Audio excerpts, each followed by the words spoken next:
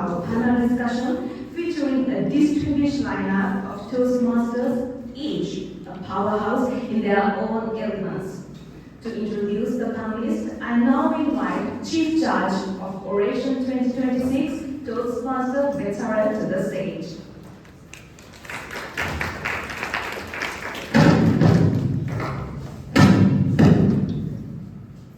Hi everyone, Mensai here. I will be the Chief Judge of the preliminary rounds of Oration. So to give you a quick idea about this panel and the reason why I brought these three specific individuals to your panel discussion is the fact that they all can relate to you guys, and also they have lots of experience in Toastmasters and has worked with speeches and has worked with so many individuals like you. Starting from the first person, Toastmaster Lakalan Silva, you might already know her from the entire presentation she has done. So if you have any questions regarding prepared speeches, or table topics, or the structure them, the content and aspects, you can now ask the questions from her. And then there will be Toastmaster Praveen Narayanakara, the gentleman with the beige color coat. So he will be covering the area of the contestant's perspective on a contest. To give you an idea, in Toastmasters we have two contest seasons. On both of the contest seasons that happened most recently, the humorous contest season and the previous evaluation contest season, Toastmaster Praveen Narayanakar was able to go to the district level. That means after 4 stages, so he has done the same speech and we worked on the same speech for more than 4 times, and on the evaluation contest he was able to place third place. So mainly he has a lot of idea about how to do a speech, rework on the speech, and also if you have any questions about nervousness and at the moment of the contest what do you feel, you can ask all the questions from Toastmaster Praveen. And then we have distinguished Toastmaster Kasun Ilanaratnam, who has wealth of experience in Toastmasters, and also he has been awarded the most outstanding member in the entire Toastmasters district in ATU 2 years back, and he has been a mentor and a contestant earlier and also a very senior judge. So if you have any questions about the ballot and how the judging works, he will have a small introduction at the beginning, and also he has been the mentor of Toastmaster Praveen Narayanakar and also Toastmaster Lakalan. So if you have any questions like that, you can forward it to distinguished Toastmaster Kasturi Ramanathan. And please make sure if you have any questions to get it clarified within this 1 hour, because you will have only 1 hour. Our moderator will explain you how it works and how you can forward the questions. And looking forward for all of you guys active participation and also questions. Good luck.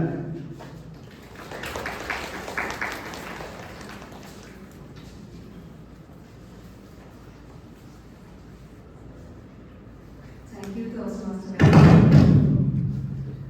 As we move into our panel discussion, having the right moderator is essential to guide the conversation and bring out the best insights from our panelists. And to guide today's panel discussion, we are delighted to have Gaulia Soumya Pandakoralge as our moderator. Please join me in welcoming her to the stage.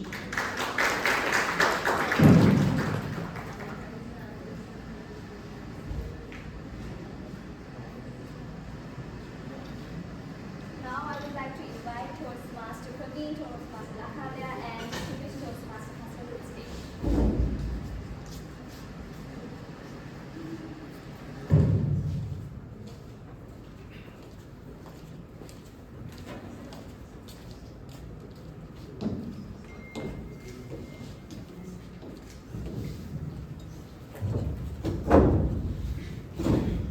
Thank you all for being here with us today.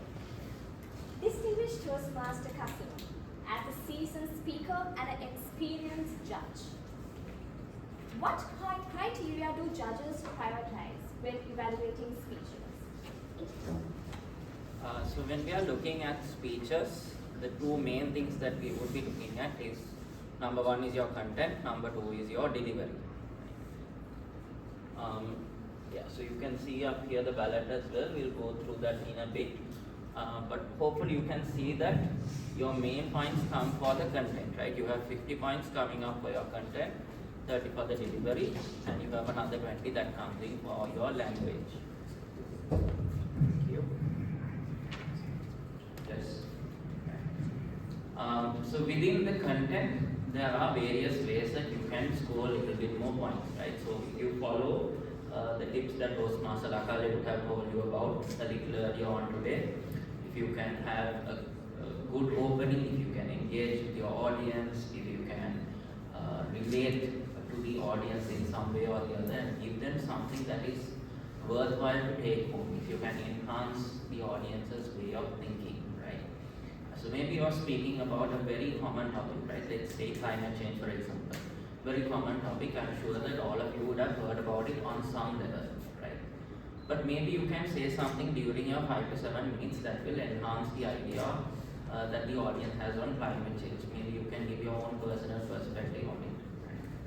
And then when you deliver that, can you deliver it in a way that makes the audience feel like, number one, that you're confident in what you're saying, and number two, in a manner that appeals to the audience, right? So your confidence again needs to come through, right? And last but not least, the words that you use, the language that you select, right? It needs to be in a manner that your entire audience can understand, right? Not just one or two people who have an advanced understanding of English, right? But it can be understandable to everyone in the audience. If you can do those things at a very basic level, that is what we are looking for as judges as well, right? And so it is up to your preparation to bring out those things. So the more you prepare, the better you will be able to do those things. Thank you, distinguished Toastmaster Kasim. So all the participants here today are looking forward to win.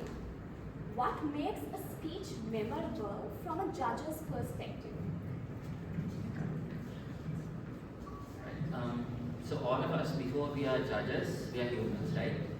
And we are going to remember things that appeal to us. We are going to remember things that spark our memories, right? We are going to remember the speeches that evoke our emotions. So you can speak about, for example, I remember that there was this one speech where the speaker spoke about a kitten, right? And I don't remember the full essence of what he said. I don't remember the exact words he used, but I remember the feeling that he evoked within me. I remember that there have been speeches, for example, about learning to play golf, right? And I don't remember what the speaker said word for word, but I remember the emotion that that speaker made me feel. There have been speeches about dogs, which I remember Toastmaster Akale doing, right? And I don't remember what she has said in that speech specifically, but I remember how that speech made me feel. So look for ways to relate to your audience, basically, right? And this is why it's important that you select topics that everyone in the audience can relate to, not just one or two people as well, right? So if you select very niche things that people in your audience cannot relate to, then it becomes difficult for you to evoke that emotion in people as well, right? So look for general topics that people can understand, that people can relate to. Yes, distinguished Toastmaster Kasim. So being unique is very important. But all of us are humans. We make mistakes. So what are the most common mistakes that cost speakers points in the competition? So let's say, I think Toastmaster Akale covered some of this as well. One is, do not put yourself down when you come up here. Right? Don't say that I'm a student, I don't know how to talk about this particular topic, for example. Another thing that happens is that you will sway from side to side, or in some way that you will indicate to the audience that you are not confident. Right? So one thing that you can do is practice your speech by yourself as many times as possible in front of a mirror, with your friends, with your family, and get their feedback. That will help you to improve your speech and improve your confidence, right? And the more you practice your speech, the better you are going to get at it, right? And the more you rework your speech, the better the content is going to be, the better the delivery is going to be, the better the language is going to be. So look out for those things, and you will be able to avoid 90% of the pitfalls, right? If you have the confidence, you will be able to do, as in by the time that you have practiced this so much, you will remember the content almost word for word, right? So then it's going to come down to your delivery, right? And your delivery can be improved if you have practiced it enough. Right? So practice for timing, don't try to rush at the end when you see the red card, for example. Again, these are all things that you can do if you have practiced enough, right? So as many times as possible, when you are going home in the bus, when you are taking a shower, right? Try to remember your speech. Okay, as many times as possible in the day, remember your speech, and you will be fine. Thank you, distinguished Toastmaster Kasu. So, giving a good impression to the judges is very important. So, how important it is when you come to the stage, your entrance and the exit from the stage in the overall delivery. How important is that? So timing does not start until your first word or gesture is given. That being said, the way you walk up to the stage also can have a subconscious effect on the judge's mind. So if you walk up here looking very nervous, then I am immediately as a judge, I am going to start thinking maybe this is not such a great speech, right? But if you come up here looking very confident, then my mindset changes completely. I'm sure that all of you have watched Dhananjay's speech, right? The World Championship speech. Have you watched it? Yes, right. So at the end of that speech, right, you all remember what it is.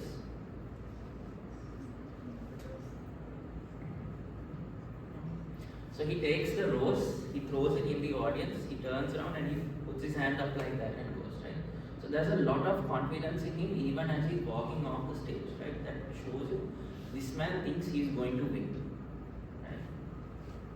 So that confidence has an effect on the rest of the audience as well, right? So show as much confidence as you can when you're coming onto the stage, right? Shake hands with power, with presence, with voice, right? But don't harass the contest master also. Right? But show that you know what you're going to do on stage, right? And the same thing applies when you're leaving the stage as well. As much confidence as you can show in those few seconds, utilize it. Right? Make the most of it. Show the audience and show the judges that you know what you're going to do, that you are going to make an impact on them, that this is a speech worthy for me as a judge and me as an audience member to listen and to remember. Right? And you can do that even outside that 7 minutes and 30 seconds that you have as well. Thank you, distinguished Toastmaster Kasu. And now I would like to ask the audience if you have any questions or any suggestions or related to public speaking, please feel free to raise your hand and ask.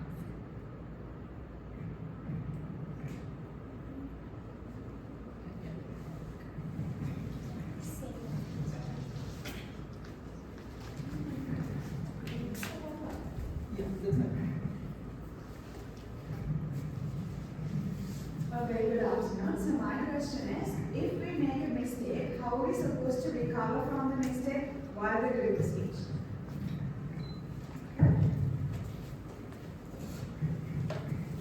Here's the thing, aside from you, most of the time, no one else is going to know that you have made a mistake.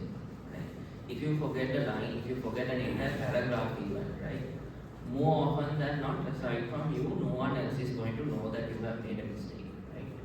So just keep going. Right? And I think Toastmaster Praveen and Toastmaster Lakale can give a little bit more insight to this as well than me. But sometimes you might be able to come back and deliver that same line again as well. Right? And I know that for a fact Toastmaster Praveen has had to do that in one of the very recent contests that he was taking part in. So that again comes with the practice that Toastmaster Praveen has had, that he knows that okay, even if I forget this line here, I can go back to it in this particular place and give it to the audience again. Right? So basically, right, remember that you are the only one who knows what you want the speech to look like, not the rest of the audience. Right? So if you make a mistake, if you feel like you make a mistake, chances are that other people are not going to know that you have made a mistake. So just keep going. Thank you, distinguished Toastmaster Kasu. Toastmaster Praveen, will you be able to share some of your experience where you have made a mistake at the competition or somewhere and nicely recovered through that? Any tips? The great news is every single time I go on stage I make mistakes. And it happens constantly. There is no speech that I know that I've done flawlessly, because deep down inside I know there was supposed to be a line, there was supposed to be a character who says and starts with this exact word. It doesn't always work, because the stage is a magical place that can be your friend, it can be your enemy, it can really throw you off sometimes. That's the beauty of it. So, making mistakes is common on stage. And like Toastmaster Custom said, the only reason Custom knows that I made a mistake was because he was there with me when I wrote the script. And he knows that I was supposed to say a part. So essentially what happened to me was, I forgot one of my punchlines. And I completely forgot an entire story that I was supposed to say. But what I knew internally was, at that moment, if I had stopped and said, sorry, that's not the story, there's a good chance everybody in the audience would say, oh, he made a mistake. So what you can most probably do at that moment is to keep calm, keep your cool, and like Custom said, the only person who knows that the mistake happened is you. And what you need to figure out is your next steps. Now, usually what this includes is that you keep going, you don't stop. If you put a pause, that's giving your brain time to think, it's giving your brain time to be nervous, to make more mistakes. Don't go for that, continue. And if you figure out where you can maybe plug that punchline in again, maybe you can do it just if you feel that's going to make it right. If not, just let it be, it's okay. Just drop it. Because it's something that we also do sometimes is when a joke doesn't land, we wait for the audience, laugh. Laugh. And when it doesn't, it throws us off, right? Because we were expecting the laugh. Keep going. Keep going, and that is most probably the best thing you can do at the moment you make a mistake. Because that will also show to a potential judge, because we've been in panels where we've had contestants just get stuck in, I think in one instance on a division contest, it's like a third level. This contestant, he forgot his line, and for an absolute 2.5 minutes, he kept repeating the same line over and over again until he can get back online. And at that moment, I don't think there was a single judge who was upset about what he was trying to do, because it showed the confidence to try and keep going. Now, ideally, that shouldn't be the case. You should most probably move on. And he didn't place because obviously it kind of shows maybe to the judges that it's a lack of preparation. But you keep, if the attempt to keep going is what will get you away from that moment. The more distance you put, the more better you feel on stage. So don't stop. Keep going. Thank you, Toastmaster Praveen. So, Toastmaster Lakavya, speaking of sharing stories and incidents, sometimes we tend to think, will I get judged if I share this particular story? Will I get embarrassed in front of my friends? So how can we overcome that fear? Thank you for the question. This is a fear I also have, and I'm sure you have a lot of stories that you want to share but you are not ready to share them. So a litmus test that you can use is, can you make fun of the story? If you can, then you are ready to make the story, make the speech in front of an audience. Now, for example, I was a vegetarian for 10 years, okay? From grade 7 to whatever, second child probably, I was a vegetarian. And the only reason I was a vegetarian was because I had a challenge. I made a challenge to my grandmother that I could go on a day without eating meat. Now, everyone around me thought I was doing it for the religious reasons, the good reasons to be a good person. No, I was just being very stubborn. Now, that is not something I want to share with everyone because I didn't want to be judged, right? But now I have overgrown it. There has been maybe 10 years of distance from the time I started eating meat again, that now I can just laugh at it and just say I was stubborn, so I did this. And I'm comfortable sharing the story. So there might be stories in your life about addiction, about the wrong people, about relationships that failed, about you hating a situation, and you might get very emotional about it. Now, I have a story about my mother, and I've been a Gabby for 5 years, a Toastmaster for 5 years, 10 years of public speaking, and I still can't say that story in front of a crowd. But I do know that it's the story that I want to tell at one point in my life, but I'm not ready yet. So if I'm crying in front of an audience, if I can't control my emotions in front of an audience, then it is not the time yet, right? So the first thing is, can you laugh about it? If you can, then yes, sure, you can relate, you can tell the story. And if it's still something very important, then just have a pause, because now is not the time, right? When you are speaking to an audience, the audience should feel comfortable, and the only way they will feel comfortable is if you are comfortable. You could be talking about abortion, about sex, about religion, about politics, which we can't talk about in Toastmasters. But if you have a tasteful, aesthetic approach to it, then it would still work, right? So if you are talking about something very taboo and something that will raise a lot of eyebrows, my best advice is to go to your mentor and just see if this is okay. But at the same time, emotionally, you have to be ready, right? So, can you laugh about it? Are you embarrassed about it? If you can laugh about it, then you can deliver the speech. Thank you. So, Toastmaster Praveen, how do you handle unexpected distractions or interruptions during the speech? For an example, if the fire alarm went off during your speech climax, would you finish the sentence or evaporate? So the best question is if the building is on fire, you shouldn't be speaking, you should be running. But the funny story is this actually happened when we, during a division contest. So I think at that point, Distinguished Toastmaster Kassim was the division director, if I'm not mistaken, it was a division contest. We were all enjoying a speech, and it was the most Toastmaster reaction I have ever seen in my life. Fire alarm starts ringing, not a single person in the audience gets up. And the speaker, I think he took a quick pause, but I think he kept going. So, here's the thing about fire alarms. If it's a fire alarm, I would much rather be outside the building talking to people than burning while speaking. I wouldn't recommend that. But it's I think the more important question is what would happen if it was a distraction. Maybe let's keep the fire alarm part of it aside.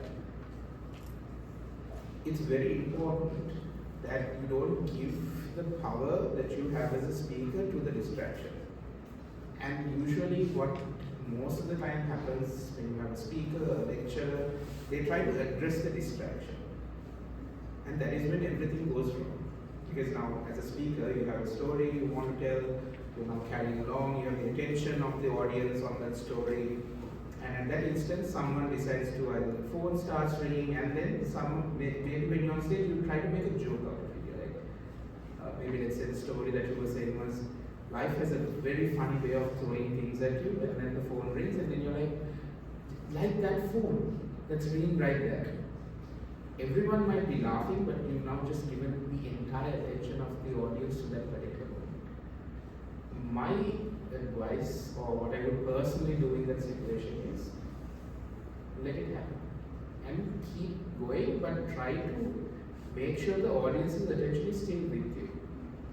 Because it's important that you don't let distractions distract you and the audience at the same time.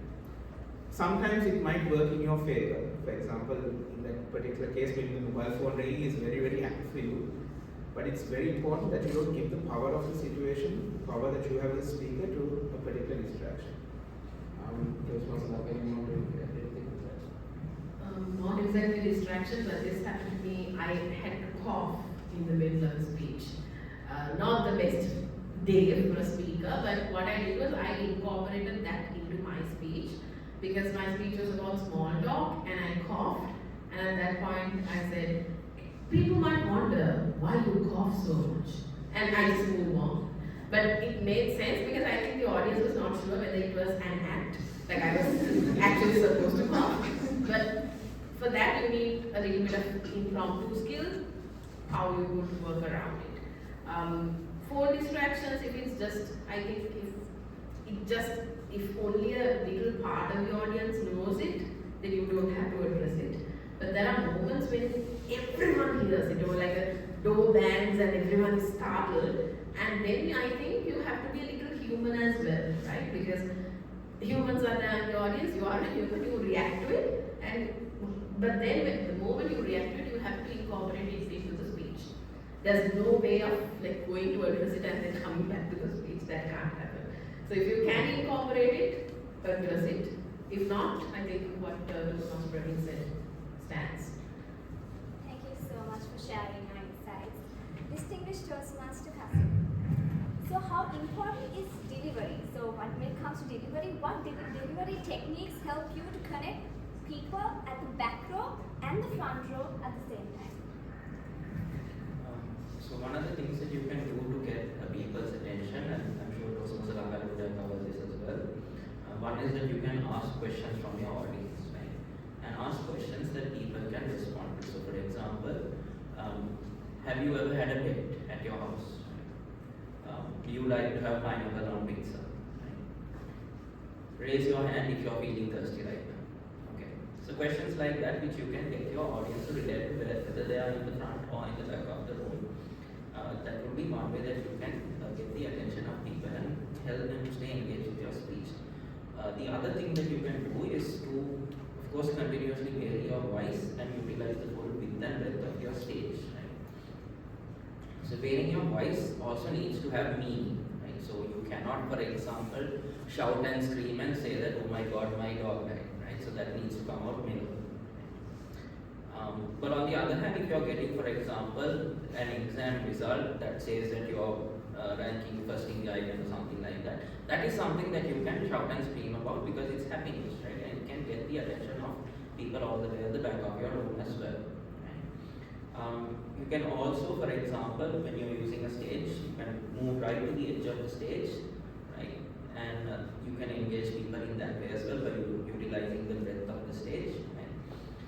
And also your stories need to be, for example, Toastmaster Lakar described about having a timeline of your speeches, right?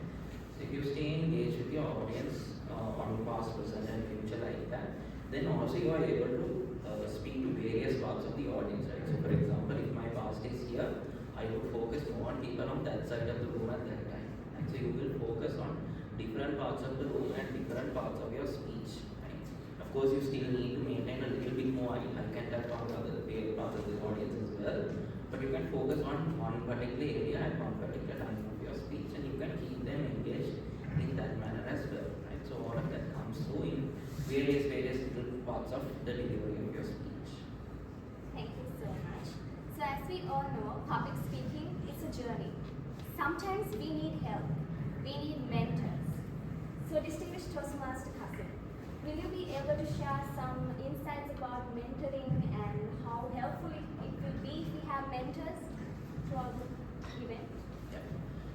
So your mentor is not a substitute for you writing your speech, right? First and foremost, remember that. So you need to write your speech, you need to come up with your idea for the speech, and then your mentor can help you to workshop that idea a little bit, right? Can help you refine the idea, can help you with figuring out maybe where to throw in a joke, right? Know how to throw in the joke, how you can get your audience engaged, where you need to be on stage at a certain point in time. So all of those are things that an experienced mentor can help you out with. Right? But that being said, the speech still needs to be your own. Right? So you need to come up with the idea for the speech. You need to have the stories for the speech. You are not obligated to take every single idea that a mentor throws at you. Right? You need to evaluate for yourself and see whether that particular idea makes sense for you and what you want to do as a speaker. Right?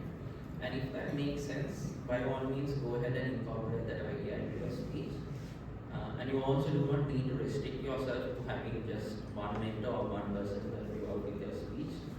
Please go to as many people as possible and get feedback from them, because when you are delivering this speech to an audience, it is not just one person, right? So there are many people here with many different opinions, many different ideas, and you need to ideally be able to satisfy all of them. Right? Judges will be from all religions, all age groups, right? All parts of the island. So you need to have speeches that can satisfy all of those different sets of people. So when you are practicing your speech, also get feedback, get ideas from as many different people as possible. And that's one other thing that you can do as well. Thank you so much. Now I would like to ask the audience to raise up your hands and ask questions.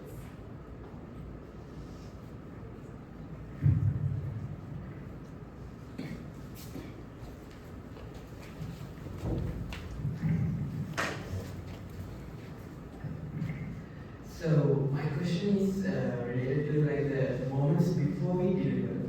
So let's say you have 10 to 15 minutes before you have to deliver your speech. What I want to ask is, are there like some special techniques or exercises that you follow in order to improve, like, I don't know, maybe your voice, your articulation or your pronunciation? Are there any techniques that you guys follow?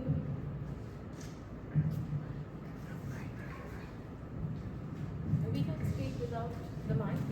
We're gonna make sure it's easier for everybody. I think you guys can hear us. Yeah, cool. I will leave the mic for the audience so that you guys can use it a little bit. Let me take that question if it's okay with the panel. The truth is, you shouldn't be doing anything in 10 to 15 minutes with your speech, with your vocal variety. All of these things, I would potentially say, like Kasim said, needs to be practiced well ahead. Because the thing is, 10 to 15 minutes before your speech, you shouldn't be changing anything.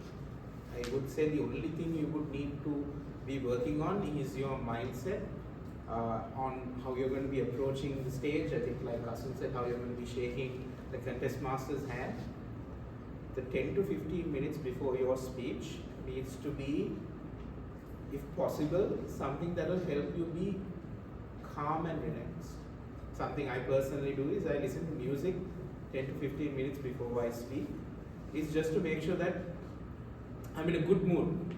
Because sometimes when you're in an audience, you might hear someone say something that doesn't sit right with you, or I know another contestant that we very, very often get a chance to contest with, Toastmaster Gihan Samaravikraman. So something that he practices is he tries to stay away from, he tries to stay outside the hall so that he doesn't hear the other speeches, because just in case the speeches might not allow him to be himself in the start. So it's very important that you figure out what works for you. Something that works for everybody else might not work for you specifically. So this comes with competing a little bit more for you to understand what your routine needs to be. So figure out something that keeps you calm, that keeps you cool and relaxed. Could be a phone game, but once again, I wouldn't recommend anything that you play and lose. It's not good for your mentality. It's the one thing you do before you go on stage. But figure out your routine. Listen to music, but don't try to be practicing or making changes or thinking about a different joke that you could be doing on stage. Especially at an early level when you are starting to compete, I think that's very unhealthy for you to learn that practice of making changes last minute. Because I think distinguished Toastmaster Kasim has more than enough times scolded me after the speech saying, you practiced 15 days one joke, what did you open with? Don't do it. It's not worth it.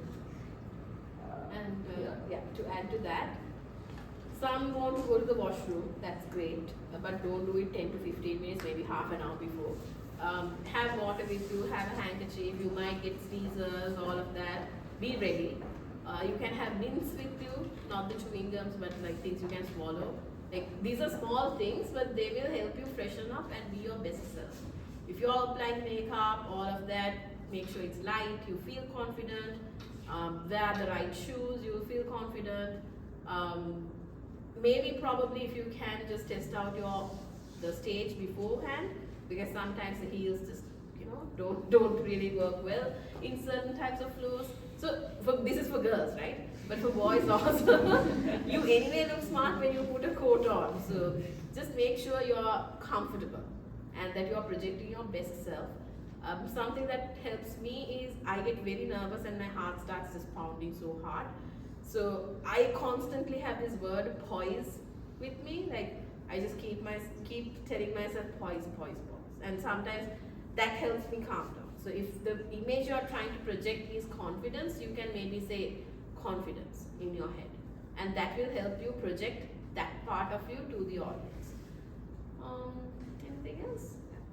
So basic recap is 10 to 15 minutes.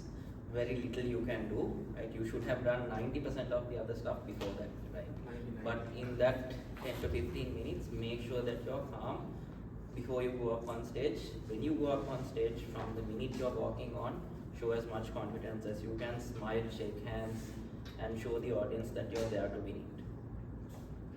there is one exercise maybe we can do really quickly, just in case. This is something that a trainer of mine taught me when just before you go off onto stage for emceeing.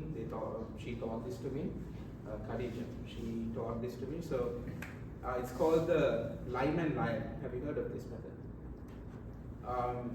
Just imagine that you're eating a lime, and just imagine the face you're doing when you're eating a lime, right? So you guys have to do it with me, okay? Imagine you're eating a lime and you got to wrinkle your face. You got to you got to do it, like wrinkle your face. Just imagine the bitter sensation of eating a piece of lemon. Like, go ahead, do it. Okay, this. Thank you so much, guys. Can we do this? Go ahead. Okay. Imagine you're eating a lime. You got to do this lime. Okay. And then almost immediately afterwards, you got to do the lion. Like, raw. Okay. So it's lime and lion. Okay. Ready? Lime.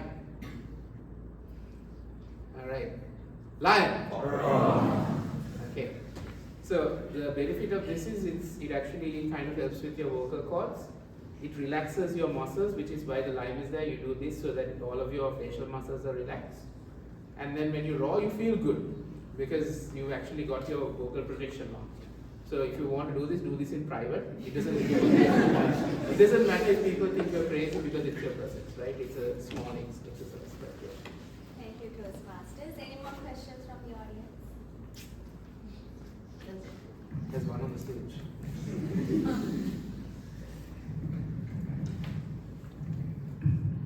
Just to add on to the question on distractions, what would you do if there was a heckler?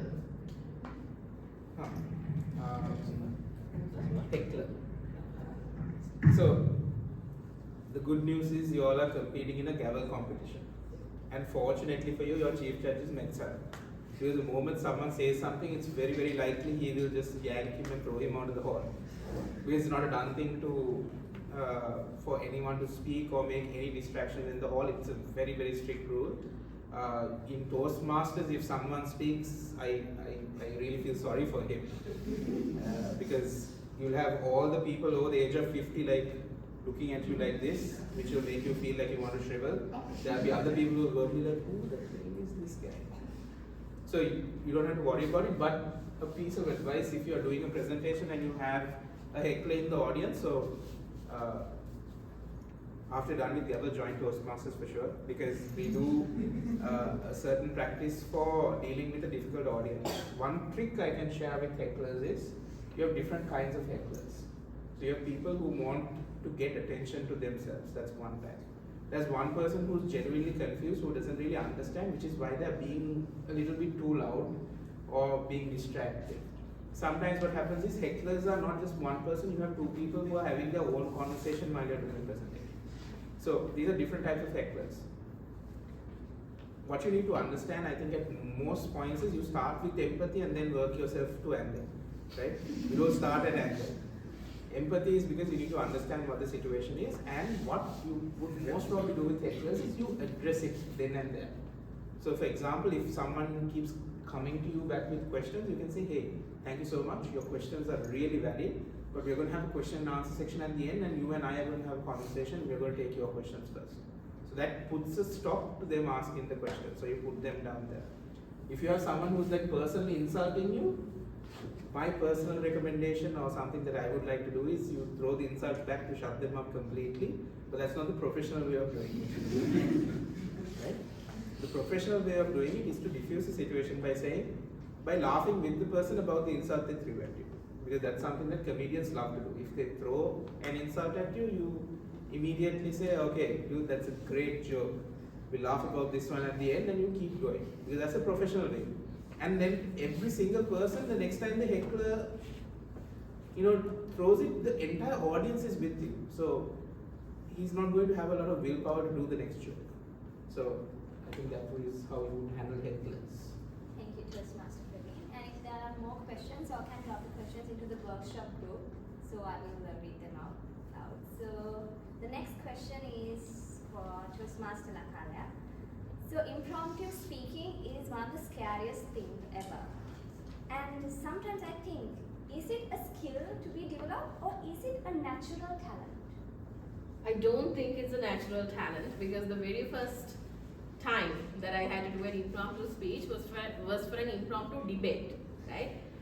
I was in grade 12 and we had to go to DS to do this debate.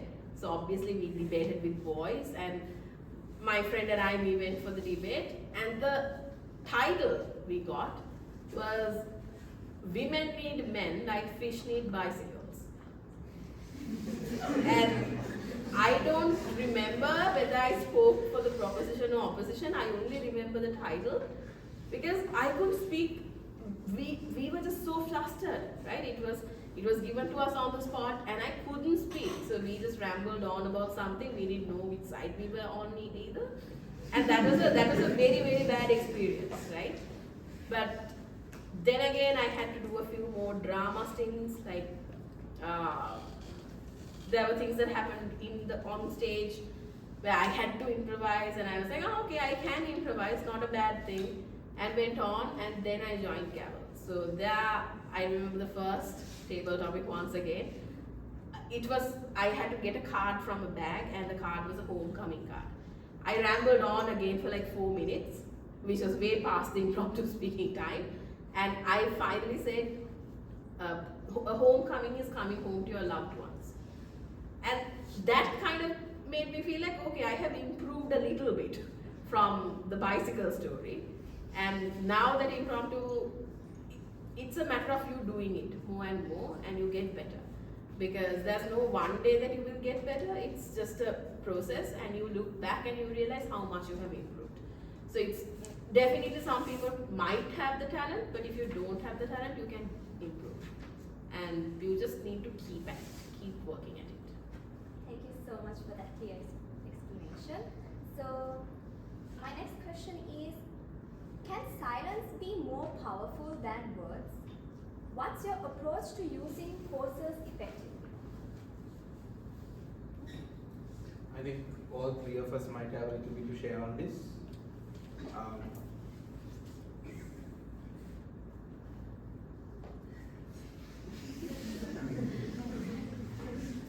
Too much? The beauty of pauses is that you have a couple of things that happen with pauses. You have the ability to explain to the audience that something is happening. It's really good to get the attention back when you have people who are doing different things. So for example, right now there's a small conversation happening all the way on the right hand side, right? So if everything goes quiet, your first attention is whatever you're doing, you stop and you're like, what's happening? And that is very powerful when you want to get the audience's attention. But in a speech, how it can work for you is that a pause creates an opportunity for the audience to think about something you just said. And it usually helps with delivery, I think, as well. When you are going at a steady pace and then you come to the most important part of your speech, for example, your end message, and you say, life is difficult, but it's so easy with the right people. Then what happens with the pause is everybody starts relating it to themselves, because they now have some time for the audience to think. Everyone individually is trying to apply it to their own sense. And the pause there is great because that silence allows the audience to think. It allows the message to sink in. It also gives the audience a break from maybe a lot of the things that you were saying. So you also have a chance to regroup. So silence is definitely very powerful. Yeah. And silence doesn't come when you are just very new on stage. It comes after a bit of practice, right? Because first we are uncomfortable to speak, then we are uncomfortable to stay silent. But when you're comfortable with the silence is when you really connect with the audience. And other than what he mentioned, silence is great, pauses are great when it comes to humor. And I will quote him on one of his speeches. He has this scene, right? Or do you want to describe the scene? Okay, I will do this. Right, so he has this scene where he comes home late and his mother is scolding him. And his mother says, in a very nasal voice, "Ah, you came home. Look at the time." Auntie Chandrika said, you were holding a girl's hand, right? Auntie Chandrika said you were holding a girl's hand. Now his response is, "Chi Amma, I will never hold a girl by her hand." Right? Now, it was, "Chi Amma, I will never hold a girl." And you're like, "Oh, okay, you think that is the end." The pause comes and he says, "By her hand." and that changes the entire meaning of the sentence, right? So that is what you can do with the right pause. Pauses are great in humor. So aside from that, you can also use your pauses for impact, right? If you're using, say you ask a question from the audience, have you ever had an experience like that? You pause and you give your audience time to think about it, right? So those are a lot of different ways that you can use pauses in your speech, right? For humor, for impact. Various other ways are there as well that you can utilize pauses in your speech to add value. And there's this very beautiful quote, I think, music is what happens in between the words. So just like that, the speech is also what happens in between the words, right? So you need to be comfortable with the pause as well, okay? And utilize it to your advantage, right? Thank you so much, Toastmasters. Now it's the turn for the audience to ask some more questions from our Toastmasters. Anyone from the audience?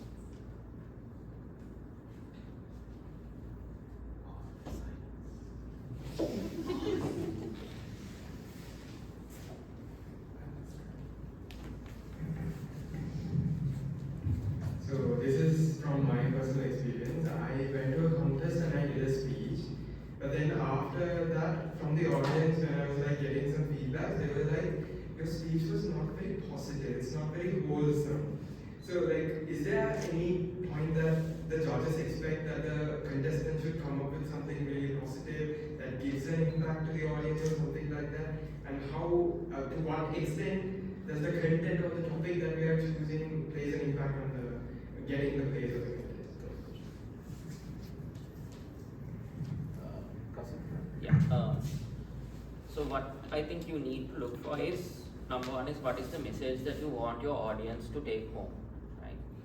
So if you can figure that out and you can relate that back to your audience toward the latter half of your speech, right? So your speech during that 5 to 7 minutes needs to be building toward that conclusion, right? From the first word you say to the last word that you say, you need to have a message that you are building towards, right? And you need to be able to give that message to your audience as well, right? I'll take the famous example of Dhananjay's speech. Do you all remember what the message is in his speech?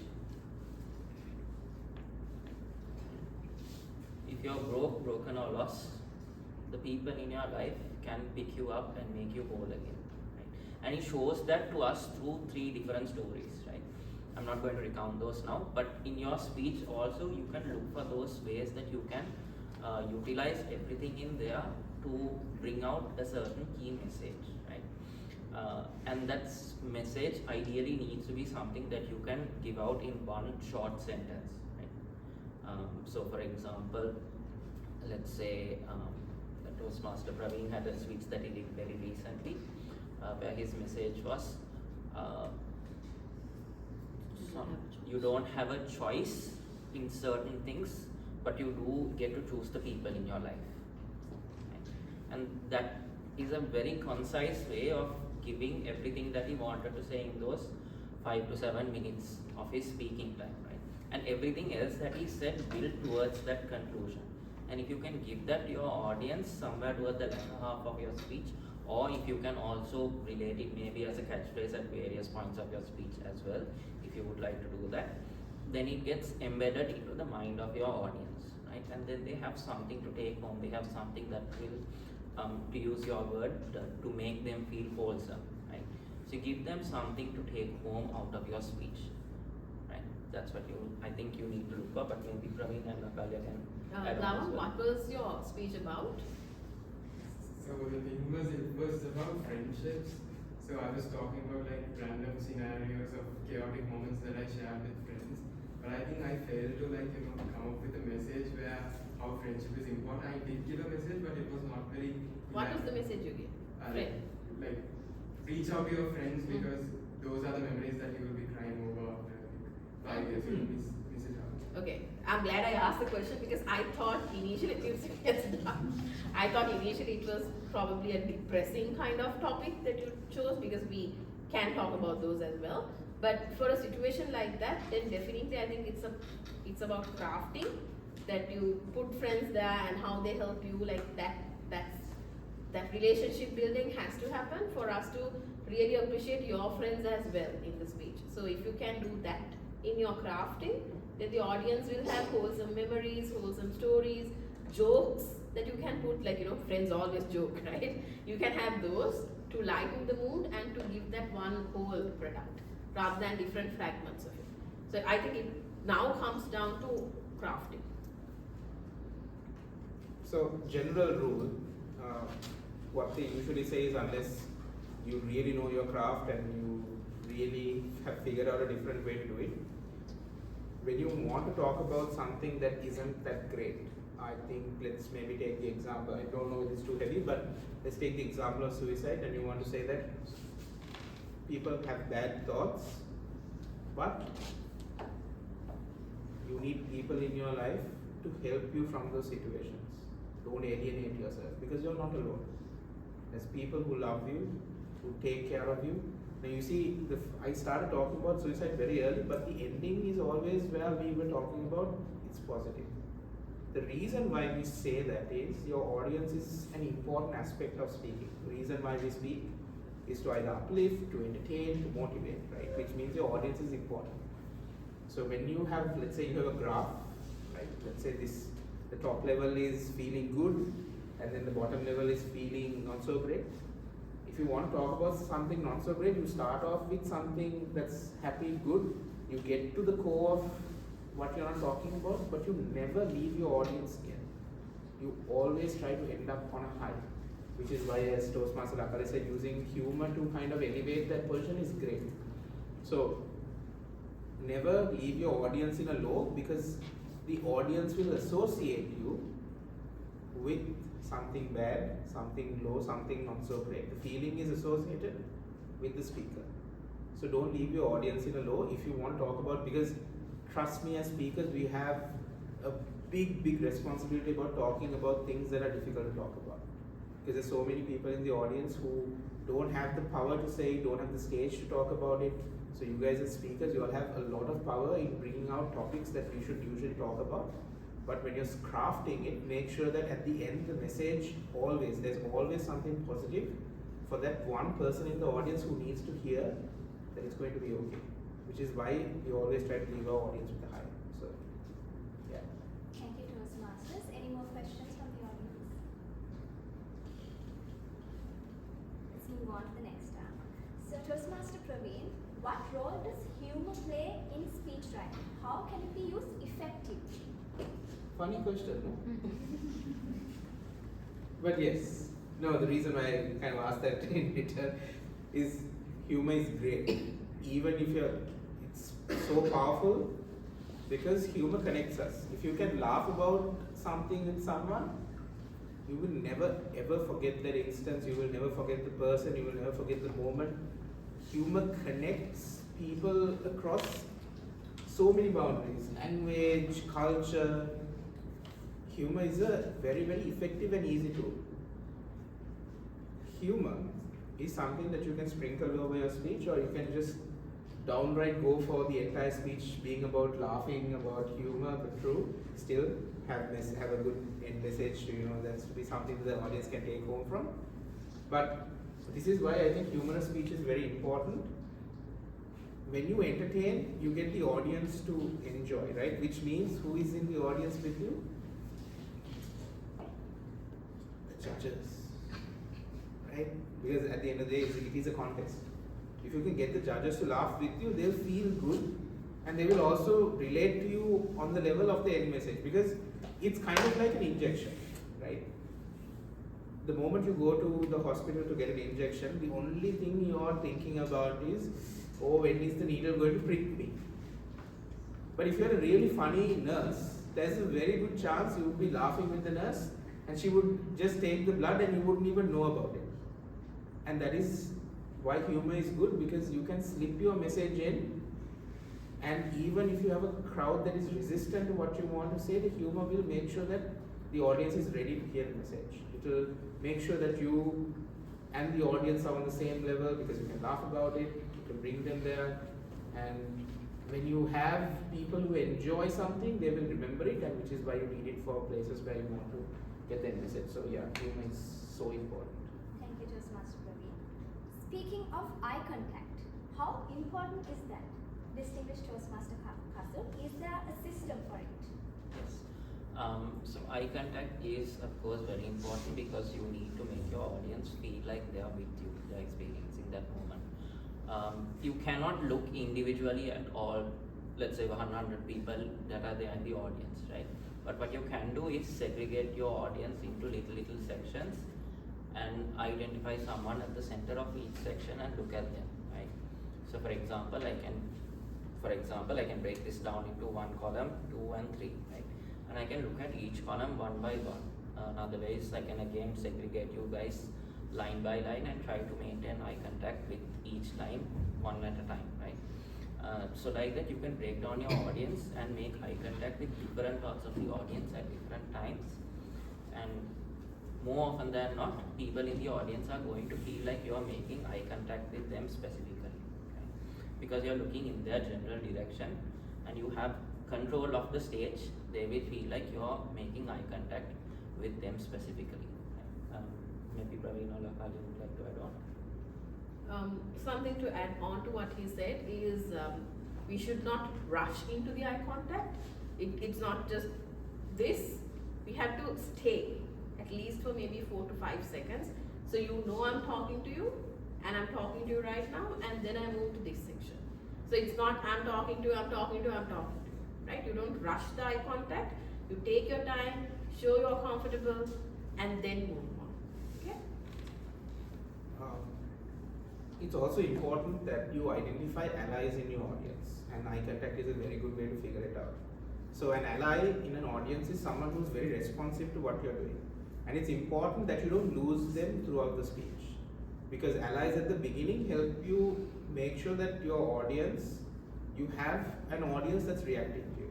So for example, if these two gentlemen are constantly laughing at the stupid stuff that I say on stage, then these guys are my allies, and I don't want to lose them. So which means that I spend some time, maybe the 4 to 5 seconds, a little bit more concentrated here to make sure that I don't lose them, because them reacting is going to allow the immediate people around them to start reacting with them as well. And which means that your eye contact is now being used to make sure that the allies are not lost, but you're gaining more allies. And then if you have an audience member, when you're looking through, you just make eye contact, then you figure that person out and you like make some eye contact so that you have another ally in the audience. So the goal is at the end you have 100%, but it's always not going to be the case.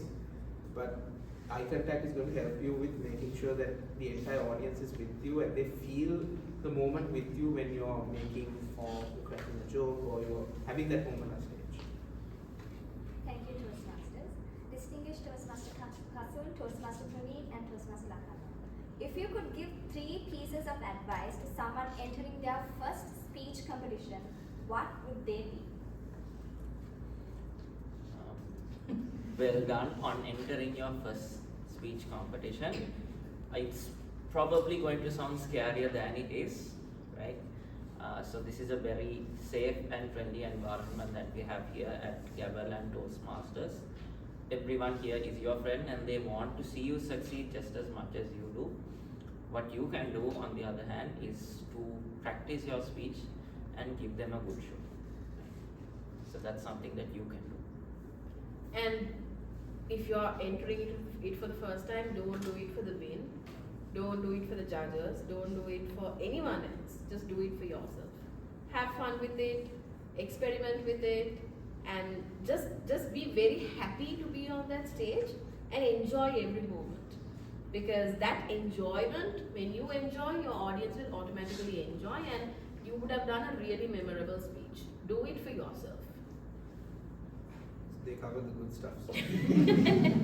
Okay, I don't think we'll have time to kind of figure this out or workshop it, but the first question you should ask yourself is why you're doing it in the first place. It's a very, very important question, and it's very likely that you won't have the answer immediately, but it's something you should be thinking about. The reason why I'm saying this is because if you don't really have a purpose as to why you're on the stage, then whatever you do on stage is not going to be with heart.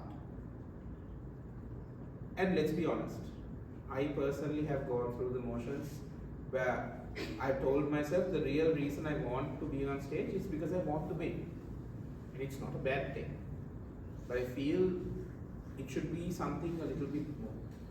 I'm going to share something that Toastmaster Lakalya told me once. She said that the win is not what's important, it's becoming a better speaker that's important for her, which is why she contests. And it's important that you all individually identify that this is why you want to do it. But constructing on that, if there was advice that I would give, you should want the win, but you should need the experience more. Because this shouldn't be the last time that you're coming on stage. It should be the beginning of a journey that will continue for as long as you want. And it should be a journey where you want to be gathering and becoming better. Because every single time you come onto this stage, you learn something new. If you think that even Dhananjay, if you ask him directly right at that moment, if he was sitting here and say that, have you learned everything that there possibly is? I guarantee you his answer is no. Every single time you put yourself in a position where you are a little bit more vulnerable or you're trying something new, you learn something new, and the experience enhances. I've been competing since 2018, if I'm not mistaken. And I thought somewhere in 2020 that I had learned everything that I wanted to. The last contest season taught me so much. So contesting, you should want the win, but you need the experience more. So, like they said, don't do it for the sake of the win. Do it for the experience of the first time you are on stage, because you're going to cherish it for the rest of your career. It's going to be an amazing journey. Thank you, Toastmasters. Before we finish, we'd love to hear feedback from our audience.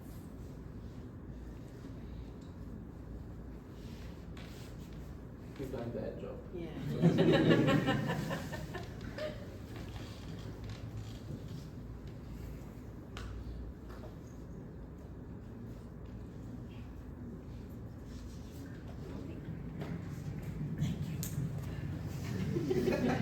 It's going to be bad feedback.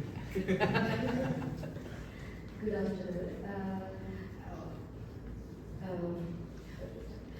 I'm truly inspired of your speaking skills because I honestly didn't expect it.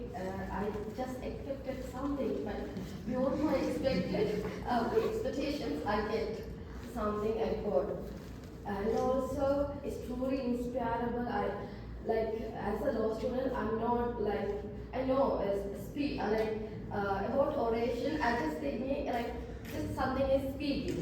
But beyond that, I got to know through your experience, it is not about just speaking. It's beyond that. It's an impact at the same time. It's an authenticity. So, I strongly believe. I found out that it's it's truly worth of attending today. So, thank you so much for this wonderful session.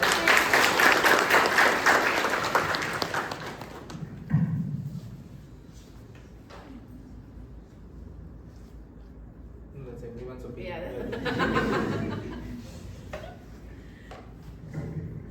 So, good afternoon all. First of all, I would like to thank all Toastmasters and also the Chief Judge who took time on a Sunday.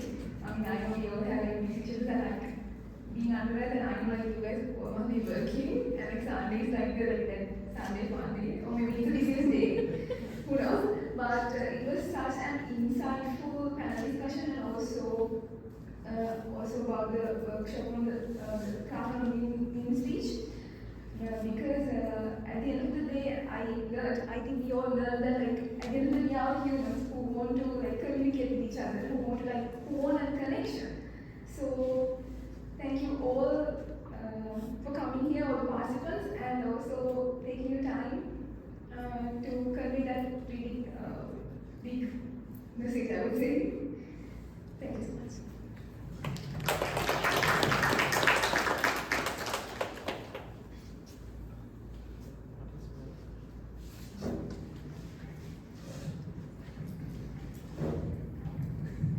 Hi everyone, and first of all, I would also like to thank you for giving us this valuable insights on public speaking. And personally, like speaking from the perspective of EXCO, so we are like a set of people who always like share our ideas with all our cavaliers in educational meetings, and the most recent one is CC Fest. That we are actually trying to share our ideas and get feedbacks from cavaliers, how to improve. Like we do a lot, and like personally, all of us sitting here, we were micro-analyzing all of the things that we did in our speeches. We were like literally, we did that, but how can we do this? That this person gave me this insight. So I think even as EXCO, even as cavaliers, all of us are a set of people who really wants to know what to do and how to improve ourselves. And today was, I think, a really good opportunity that we all got some insights and some comments and how to do better from people who really has experiences, because we are lost as people, like even though we do a few speeches a year. So I think today and these sessions were really impactful and helped us a lot, even as EXCO, even as cavaliers, even as contestants, to face whatever situation in life, to speak better, to communicate better, and to express ourselves more freely. So thank you very much. It was a wonderful session. Thank you to our panelists for their insights, and thank you everyone for joining us. We have unlocked the secrets, and now it's your turn to bring them to life. Over to you, Galileo Mission.